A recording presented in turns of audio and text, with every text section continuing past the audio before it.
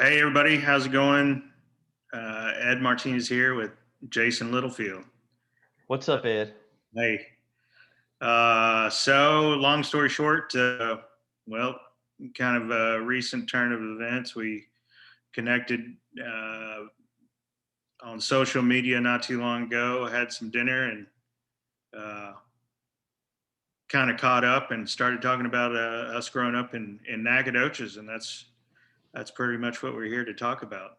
That's what we're here to talk about. So that, and it's before about a month or so ago, it's probably been about 20 years before we've actually been in the same room hanging out with each other. Yeah, yeah, You know, talking on social media periodically, but one of the first things out of your mouth uh, was you started talking about our upbringing and how special the time, we're looking at the 80s, early 90s, and the place of being in Nacogdoches, Texas, and how you thought that that was a special, something special that you experienced, and that actually our whole grade experienced. And it got me thinking, because that's something that I've been thinking about for the past, several years, as I've been going to a lot of these neo-Marxist race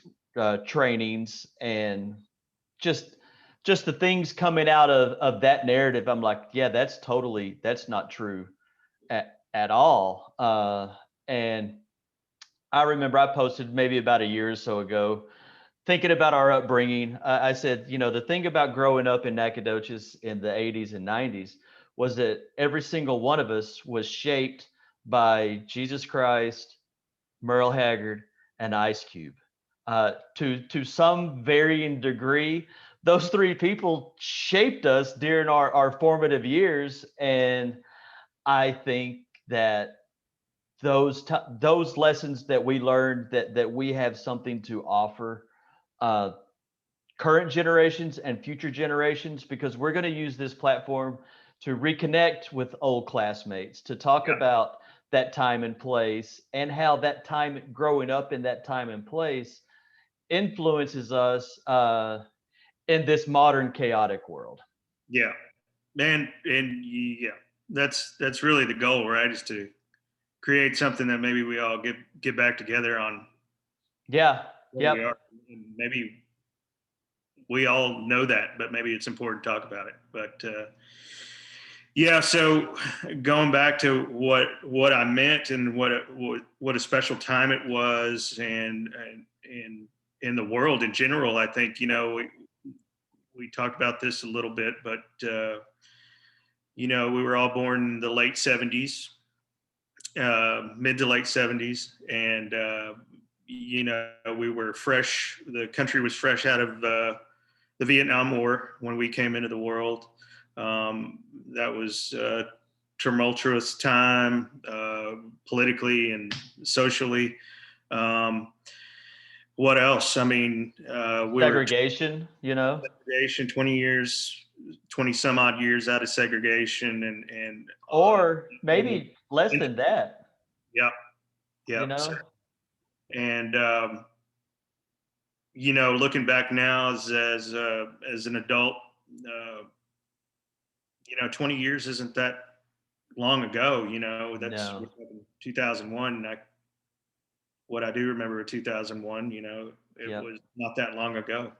So um, then we were at the birth of the technology revolution, and watched that evolve. We were pre-internet, the beginning of video games, cable TV, MTV, all these pop culture influences, and I think we're real lucky. I mean, we didn't have a say in it, but we all came into the world at a really unique time, and I think it coincides with what's going on today.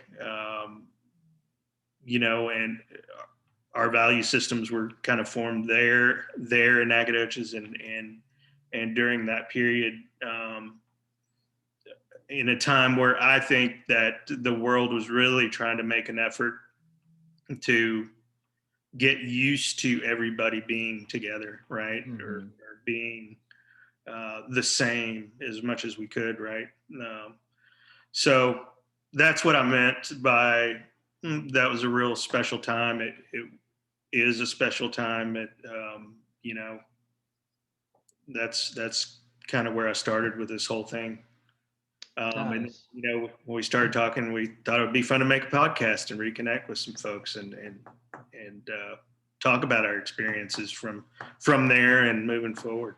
So I think it'd be good, and I especially think it'd be good for young people to kind of hear this perspective and to hear, the those values, the values that we had for sure. yeah, So Ed, why don't you? One of the themes of this is, we'll ask people what were some of the life lessons that you learned in Nacogdoches around, around race, around interacting with people. What were some of those lessons? How did that impact you as a child growing up during that time? And then again, how were you able to reconnect with that idea and that value uh, during adulthood?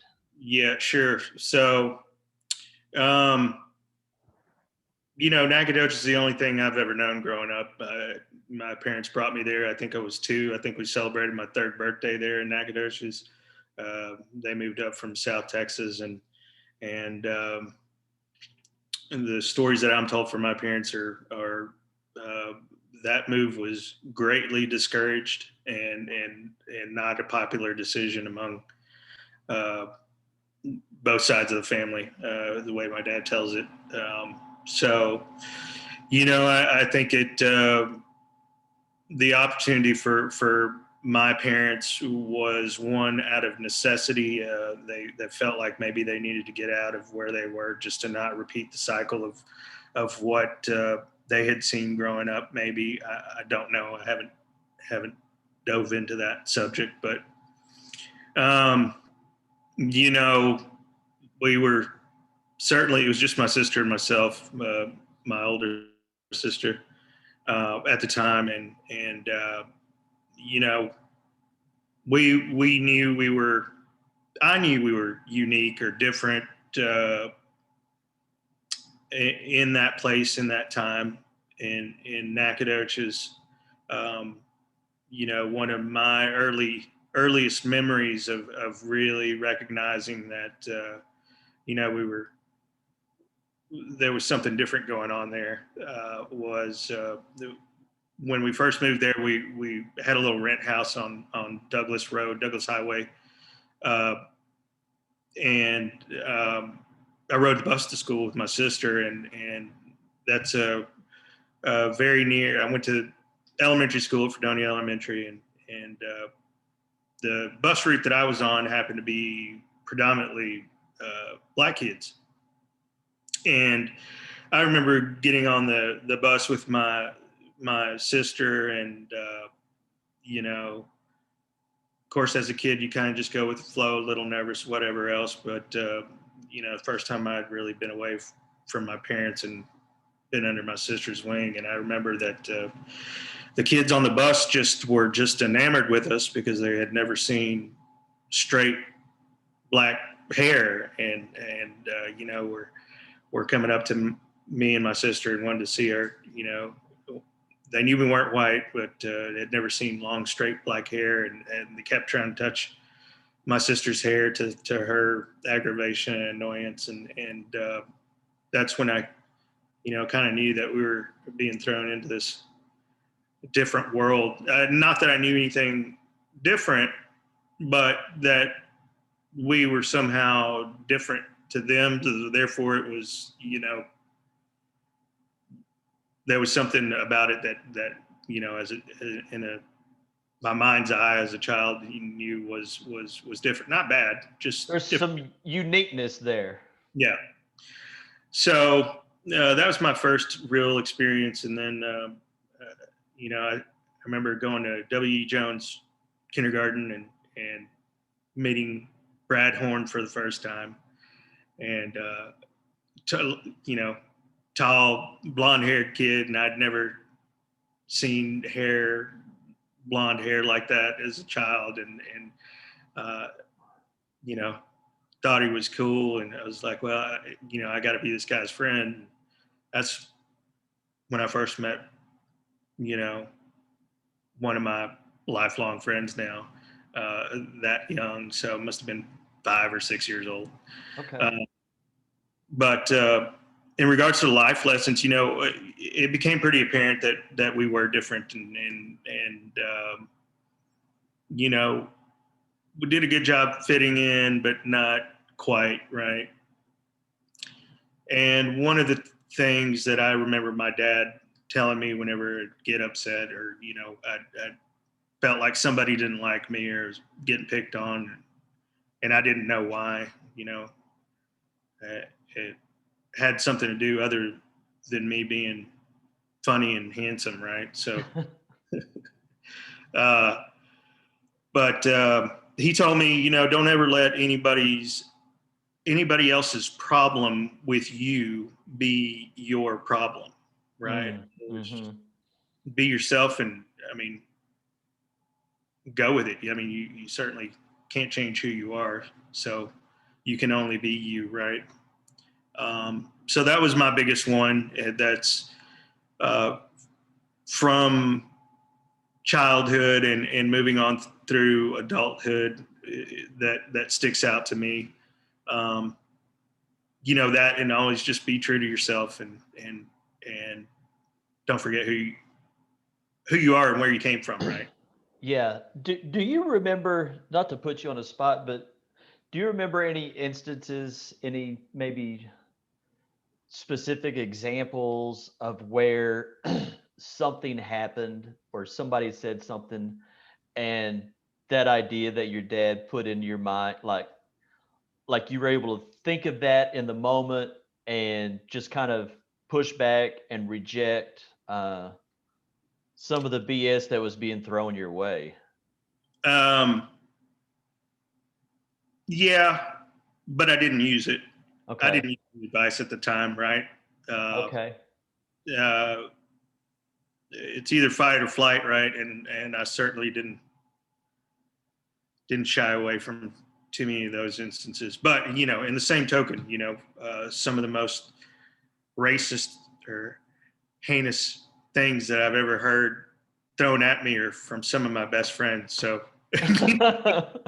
Well, that was something else. That was another feature of how kind of how we coped, how we dealt, how we, you know, just basically high-sided on each other.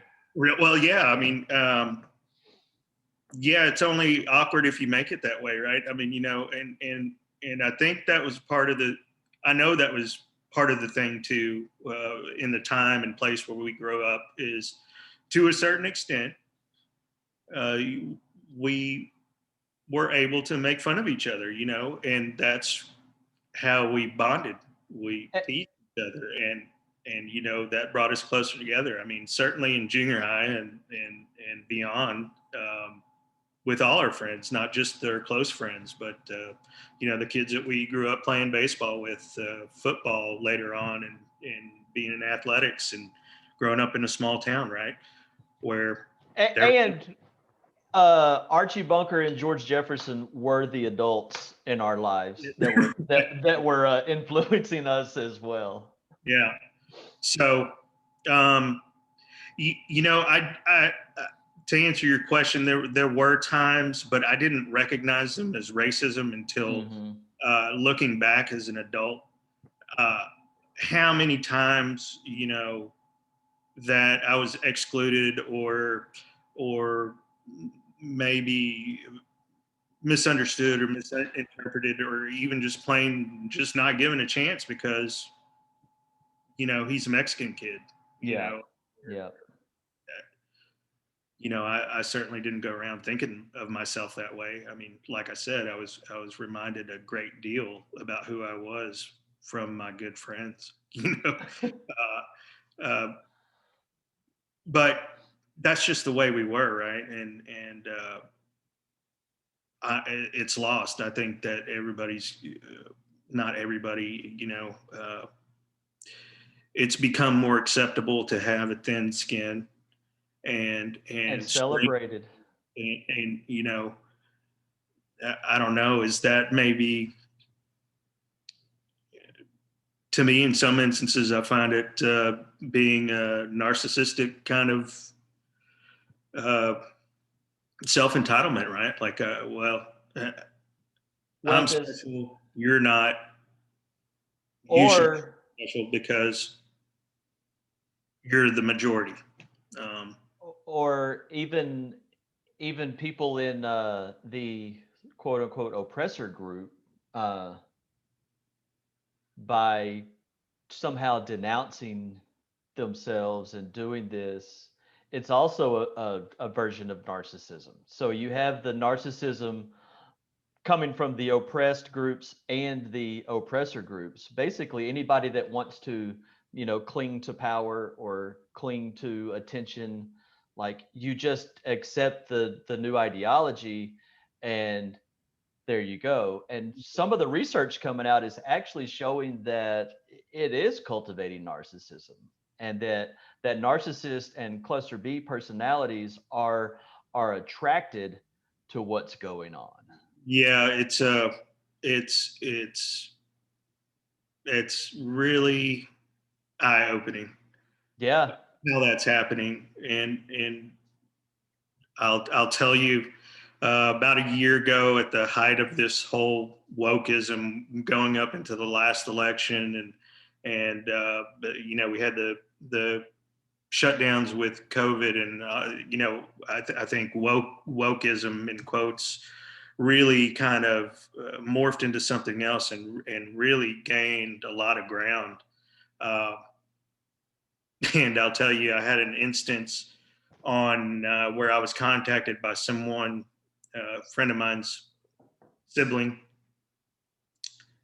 uh, in regard to that, and essentially went something like, I well, she opened up with a saying, uh, "I'm not sure about you or your family's immigration status, but I want you to know or feel that we're we love you, and we're here to support you in any way." And I'm like, what the fuck are you talking about? Yeah, I mean, Ed, I wasn't hurt. I was more uh, humored by it. Of Ed, aren't you fifth generation Texan? Yep, yep. It's fourth or fifth. It's kind of skewed there. Dad has been doing some genealogy in his retirement, and it's Well, I think your it is, immigration status is wonderful. If you're that deeply tied to this yeah. wonderful place. So But so how did that make you feel again? yeah, I really didn't know how to take it, man. I was like, I really, I didn't have a thought. It didn't. It certainly didn't. It made me feel sorry for her, really. Like, and I responded back. I said, that's really, literally one of the dumbest things that I've ever heard come out of somebody that I know's mouth. There are literally 20 people that you could ask before you even said something like that to me, to you really get your head out, of wherever it's buried right now. Yeah. Uh, I don't know. I've There's been a lot of instances where I had to defend myself like that, or explain myself like that, and that gets tiresome. And it did for a long time, but I don't know, past 15 years or so, I just don't care anymore. I mean, you either figure it out by speaking to me, and you can figure it out pretty quick just from talking to me, that you know uh, I'm pretty far removed from an immigration status. Right. Right.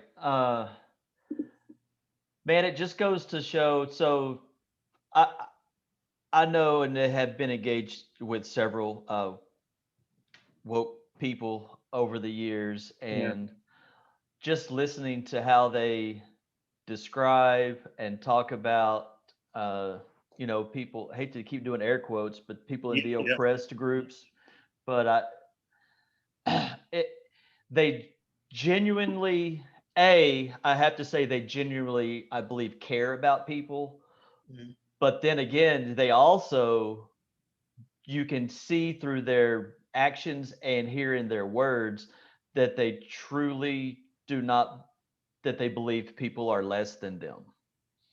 Yeah, Uh, agreed. Agreed. they do, and and then again, on top of that, they also teach that believing that we're all created equally, by our creator, that that liberal idea, they believe that that is bad and that that is a racist belief. So that's kind of why we're having these conversations, because we grew up in that time, where I mean, I forget who it, what was it, In Vogue, that had the song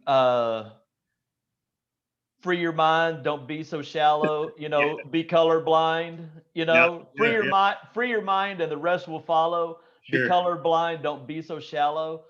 So that's the value in the culture that we grew up with, and now that is being flipped on its head. So we're hoping to shed some light on those, on that other worldview. But Yeah. that's interesting how, you had an established connection with somebody, established relationship and rapport, and they saw you as a human being because you're Ed, and then they go through the ideology process, and then now you're something else. Yeah. All of a sudden.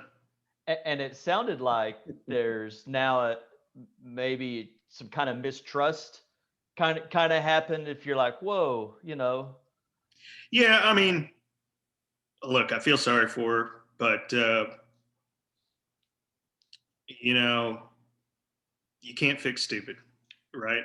You yeah, can try, but it seems that you can certainly influence stupid you can to think, definitely influence stupid. Yeah. to doing just asinine things, or that was the most recent incident that really made me take a step back and like, what is going on here? Like, come on. Did you have a response? Did you? I did. It was essentially that what I told you. Okay. That's the dumbest thing I've ever heard come out of somebody that knows me. Right. You could have asked, a multitude of people before you put your foot in your mouth and come directly at me with that. And the problem with it is that there wasn't any malicious intent behind it, right? Right. Which I think makes it more dangerous, right? Because then, well, you see what you just did there. You're doing the antithesis. You're doing the complete opposite of what you're trying to do, right? Right. Because you're putting yourself there in a place where, uh, you know, I do feel subservient, Hmm. but that wasn't your intent. But if I have to explain myself, yeah, I mean, come on. There's Yeah, it's just like a never-ending circle of manipulation, yep, and you don't know who's manipulating who, because the intentions do seem good, the intentions do seem positive, but the actions are yeah, awful, and then B, historically they lead to atrocities. yeah. And kind of to that point, and I'll go back to growing up. Yeah. Certainly not in our household. There wasn't a call or an underlying mistrust with white people, or the majority, or where we grew up. If it wasn't for my friends and their families allowing their sons and daughters to be friends with me because I was Hispanic or the different kid, I'd be a very different person, uh, Mm-hmm. certainly. And I'm grateful for that. I mean, and it wasn't, my parents certainly didn't try to, you know, uh, ask for opportunities for me or anything like that. They provided what they could, which there wasn't a lot in Nacogdoches. You play baseball in the summer and you do Boy Scouts or flag football in the fall and go to school. I mean, that's all we did, and ride our bikes, Yeah. sun up to sundown, and that kind of stuff. So, um, and then going back even further, I talked about my life lesson. Don't that my dad gave me. Don't make somebody's problem with you your problem. I think my dad probably experienced a lot more than he probably even remembers or cares to remember, just like my story that I just gave example to. You just walk away from stupid, right? I mean, Right. I mean, there wasn't a lot. I mean, even in the 80s and 90s, there wasn't a lot of Hispanics in Nacogdoches. no, no, no, no. Like there wasn't. And most Hispanics in Nacogdoches at that time were, first generation. Yeah, To, and maybe even like the children of migrant workers that weren't even there year round. yeah, So yeah, it was. I feel that the uh, stigma is the wrong word, but the idea and the notion of what is a Hispanic person yeah. was completely different back then than it is now. So it was that's something really worth highlighting with your story, is that there really weren't a lot of Hispanic people in No, Nacogdoches. no. The story I like to tell, and we still giggle about it, and I tell it all the time to new friends or whatever. They ask where I'm from, and my standard running joke. I live in San Antonio now. Is that I blend in a hell of a lot better down here than I did in Nacogdoches, where we were known as the Martinezes. And I do remember being really young and being called back to the doctor, from the waiting room, and the always saying the Martinezes, and my running joke Martinez. is the the backroom conversations are, yeah, the Martinezes. I don't know. I think maybe they're Cajun or Italian. Real nice people. His daddy works at the hospital. That kind of stuff. But yeah, I mean, there were certainly some Hispanic families. Not a lot, certainly not. I would say a handful, but um, we didn't have any interaction with those families really. Uh, Hmm. Growing up, my parents' friends were people they worked with, or that we just knew from being around town, small town. Um, and yeah, it was different. We assimilated quickly. Me and my sister. She's 3 years older than I am, but um, because that's all we knew. We grew up with our peer group, and we did everything the way we did it, right? MTV, uh, Yeah. whatever, Jordash, and whatever else we got into, the fads and whatever else. I certainly didn't grow up. I knew I was Hispanic and what my family was like and my extended family was like, and we do come from that lineage of migrant workers, but uh, you know we're removed to a certain extent, but not that far removed. Hmm. So that was also going back to what mom and dad's decision to move to Nacogdoches. That's probably what it was born from. Is to let's provide some opportunity for myself and my sister, and later on my little brother. But um, Yeah, it was different, certainly.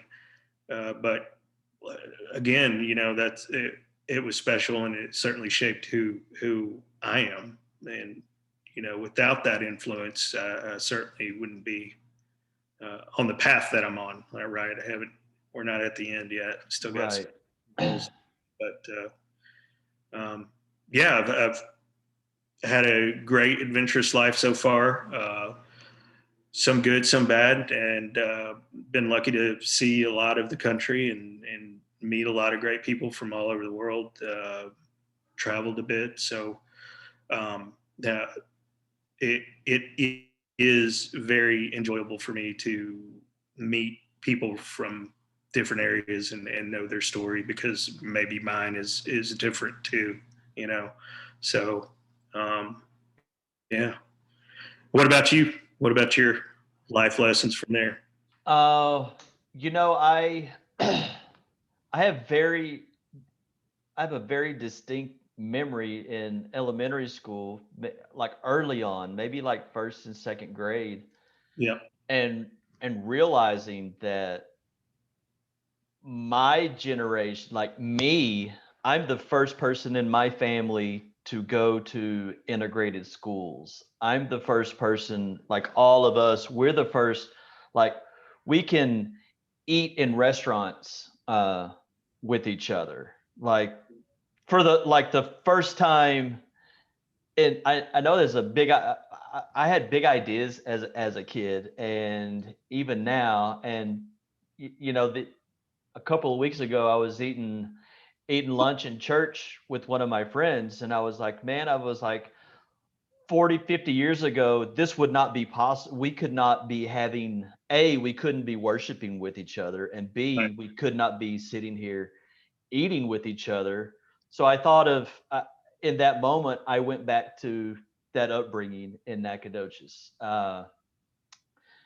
and I moved there when I was 5 in 1980. Started kindergarten. I was the only white kid in my kindergarten class, Yep. and I don't really. I just have a memory of like, oh, this is different. This is okay. My best friend growing up was Japanese. I Yeah. spent all my time hanging out in that household, and just really embracing everybody. Really taking that. It's really cliche, but when you're 5 and 6 and singing "Jesus loves all the children of the world," and you really are applying that in your daily life, and that helped me. I formed a lot of friendships, and that was one way that gave me some confidence in kind of speaking out against what's happening right now. Is the deep friendships I had with people that did not look like me. Yeah. Because I saw how people are being used as like pawns, about how we're all kind of being played, and I was like, no, this. So it was those deep connections as a kid that really stick with me today, and that we're the first generation to hopefully fulfill that dream. Now there were still a lot of issues regarding race in the 80s and 90s, but it did seem that the late 90s we were living the dream or on the cusp of MLK's dream. Interracial marriage, was accepted, and not relationships weren't a problem. So we were making really, really great strides. Yeah. And where that life lesson hit me, it hit me again in adulthood. In 2013, I was living in Benin, Africa, which is a really tiny uh, country in West Africa between Nigeria and Togo, and it was MLK Day, 2013. I was asked to be a judge in a speech contest. So imagine this, I'm sitting outside at the US Embassy in Benin, hearing the waves of the ocean crash. And this is the same ocean that started the slave trade hundreds of years ago. And Right.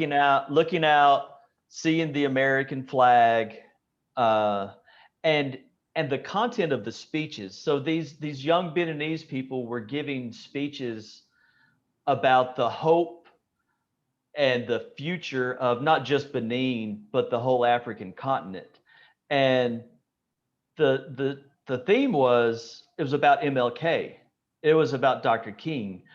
So here I was in this third world country with these young people, in their early 20s, late teens, giving these fiery, emotionally charged speeches about Dr. King Right. and how he inspired them to want to build a unified and a better Africa. Uh, that's that might be the most patriotic feeling that I've ever had.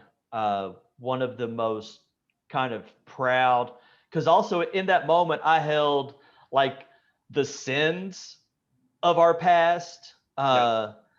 and the promise, and just realizing that people outside the United States were, and still are, impacted by that civil rights movement. The pictures of the dogs and the fire hoses and the people yelling and Yeah. that's that stuck with me as a kid. So seeing us actually live and get over that hump and be able to do things differently as a main society. Now, granted, there will always be bad human behavior. Hmm. Our job is to figure out ways to mitigate that. But just seeing how that idea of freedom and the individual and civil rights, seeing that spread to other parts of the world and burn in other people's hearts, brought that life lesson from Nacogdoches back home. And and then if I can fast forward to, let's say, 2017, all the way up until now, like this whole 5-year period, seeing that idea, uh, Dr. King's dream, and this idea of our character over our skin color, and all just the human liberalism belief system and value system that you alluded to earlier, seeing that come under attack and be Yeah. considered wrong and demonized. I was faced with the choice of, like, well, I guess I either accept this as true, or I'm stand up and say, not all slick, as we used to say as kids. This ain't right. So Yeah. that life lesson of being the first integrated generation and having very close friendships with people and being able to see people as human beings, like we're supposed to, Yeah. right? Yeah. uh, Really invigorates me to kind of push back against what we're all being to accept, and to see if there's a better way of doing things than we are now. Yeah. Yeah. Well, that's got to be a profound moment. Oh man, my That's, I was my eyes were welled up. It was just like teary eyed, and my chest. I was proud to be an American. I was yeah. proud to be part of that lineage that these people were speaking about. You Yeah. know, I was proud to do that. Yeah. Yeah. And, you know, that's significant because well, we're still the model for trying to get it right. Right. And Yeah. obviously it's, it's still a problem. but I wonder, and let me just digress here. Yeah.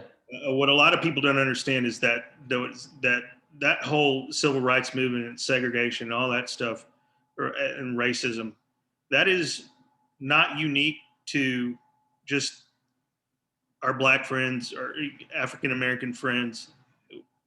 My parents went through the same thing. Asian families went through the same thing, if not worse. I Yeah. mean, let's talk about that. I mean, the Asians were put in literal concentration camps on the West Coast. Yeah. So, and not to diminish anybody's experience with the American experience, um, but I think if you get too wrapped up in the past, you can't find a path to the future or where we were going, and we were going that way. I feel Yeah. like, as we exited Nacogdoches and went into adulthood, and everybody kind of found their way. I know, I know.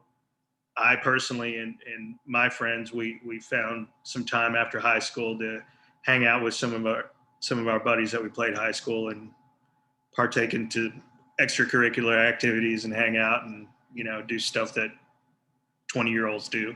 And uh and man, I'd love to do it again. Yep. And it seemed like we were on that path, and everybody goes their separate ways. You can't, it can't be kumbaya all the time, right? But it really started to go sideways, I think, in around that time, right? 2013, 2014, maybe. Mm-hmm. I felt. And yeah, I just want to make that point too, that segregation, and like my parents tell me stories about them not being allowed to speak Spanish in school. Yeah.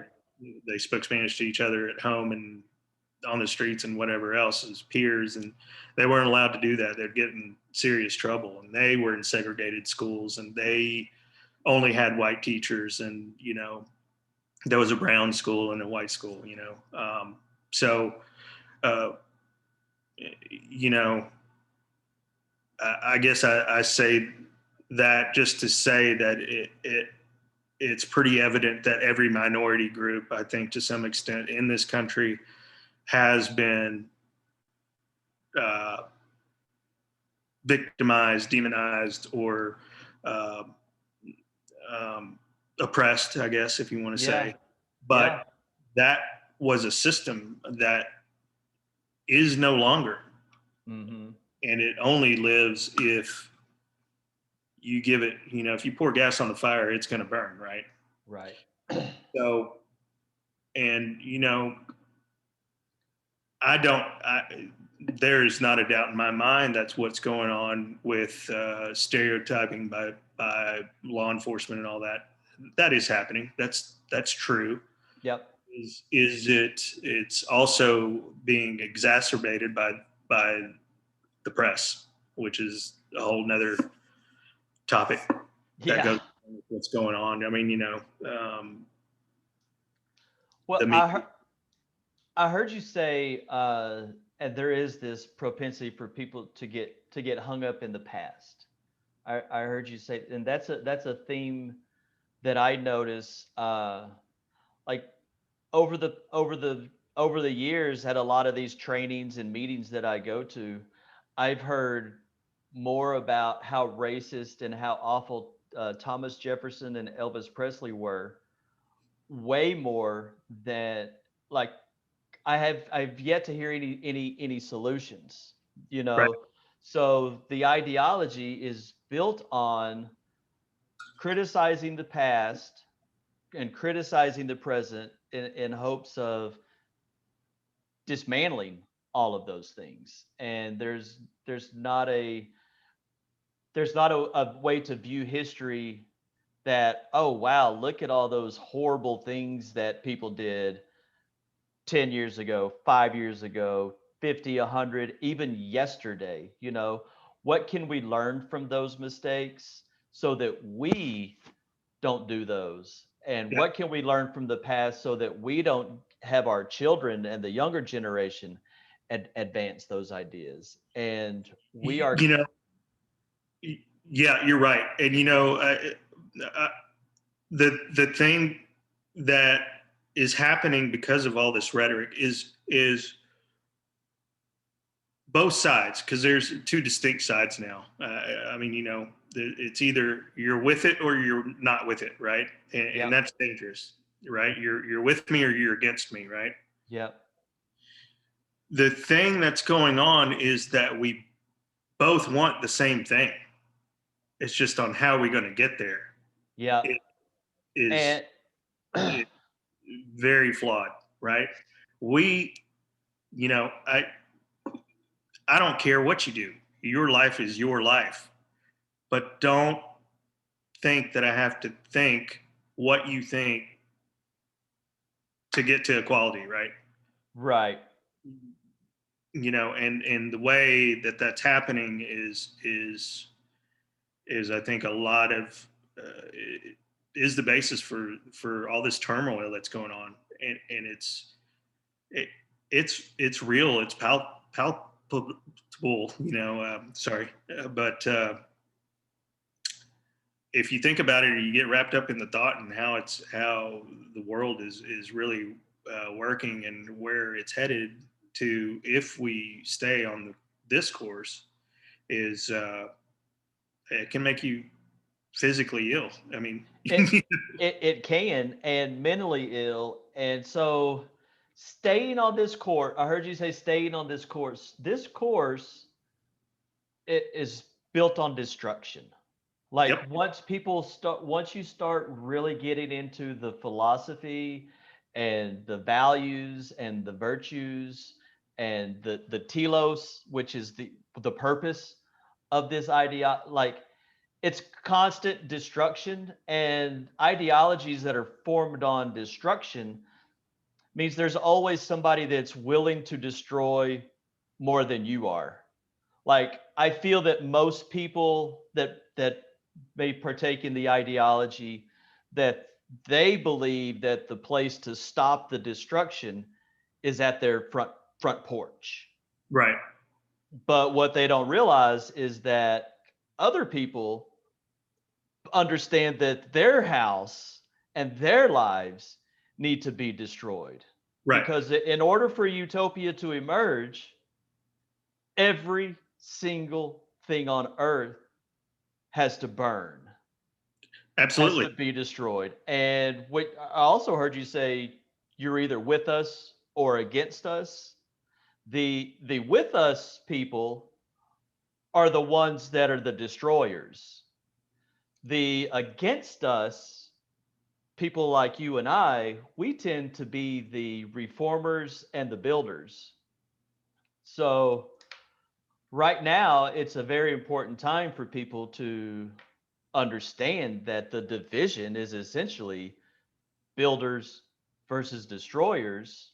And the more people that can detach from the destroyers, then maybe the future of humanity will have a chance. sure.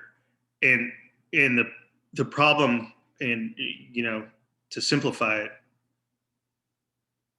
there is no end to the destructive side, No, no. because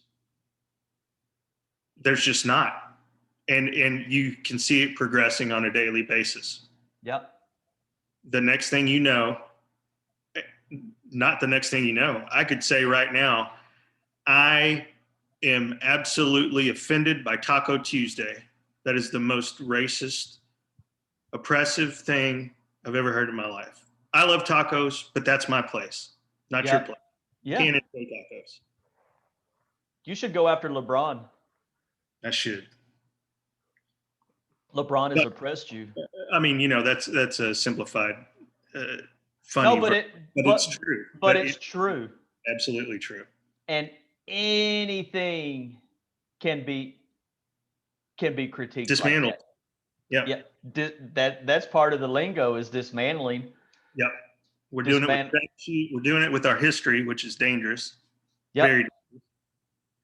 Um, And further to that point on how this is leaking in to society and how it will be a persistent problem. It started with universities and liberal teachings, and now we have critical race theory. And I know that you know a lot about that ideology, where it was born. Mm-hmm. I've read into it, and it's like I said earlier. You can't fix stupid, but you can certainly influence it. And Yeah. and if people knew what the true foundation and goal for that program, Yeah. there would be no question. They would That it be needs to be. stepping back. And not just that, but if people like the whole CRT conversation is like one of the most tiniest aspects of this Yeah, thing in our culture that we need to be addressed. So by directing our attention to this, the game is still being played, uh, because we're focused on basically the little shiny toy and right. arguing over the shiny toy, while the adults that are really running things continue to do what they want because we are distracted with this red herring conversation. Sure, sure. Um, yeah. So let's just. I mean, we could go on for hours on that, but Let's take it back to the red dirt yeah, and pine straw. trees, right? So I am curious. I know that we talked about, potentially reaching out to some classmates of ours. Uh, we certainly want to bring in as much diversity into this conversation as we possibly can. I think it's important, and I think it's kind of one of the goals, really, right? Let's hear what Yeah, you have to say, because I mean, these are two opinions. right, Two right. We want to hear. but we all know, and I think it's undeniable that we did have a bond that it didn't matter Yeah, who you were, as long as you were cool and you were down. yeah. Let's And kick it. I think that there's something about worshiping with people and competing in athletics, being in those teams and in those communities. It really helps break down a lot of the barriers of where we're different. So I think those small town environments and small town ways of putting people together that may not naturally come together, Yeah, really had an impact. And like you said, we are the future of this podcast will be more dependent on reliant on others, on those other stories and experiences, yeah, that yeah. that we're gonna hear. Yeah, I hope we do. I hope we do that. I know we will. I hope everybody's open to doing it. For Um, sure.